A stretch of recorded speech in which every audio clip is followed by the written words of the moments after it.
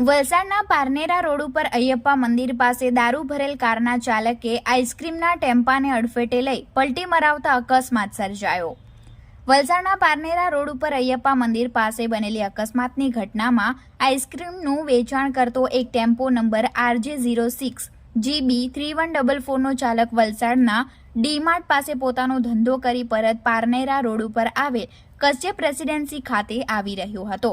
જે દરમિયાન વલસાડથી અતુલ તરફ પૂરપાટ ઝડપે આવી રહેલ સેર્વોલેટ કંપનીની cruise car number GJ05 CE 2066 ના ચાલકે ધડાકાભેર આઈસ્ક્રીમના ટેમ્પામાં પોતાની કાર અથડાવી ટેમ્પોને પલટી મરાવી ત્યારબાદ બાજુમાં આવેલ રેલિંગ સાથે કાર અથડાવી ચાલક ઘટના સ્થળેથી ફરાર થઈ ગયો હતો।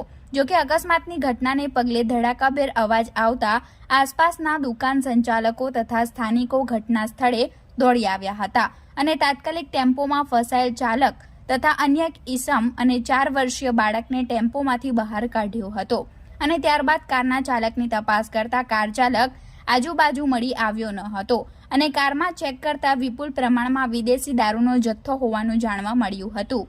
ઘટનાની જાણ સ્થાનિકોને થતા તેઓએ સમગ્ર મામલે વલસાડ રૂરલ પોલીસની ટીમને ઘટનાની જાણ કરી હતી।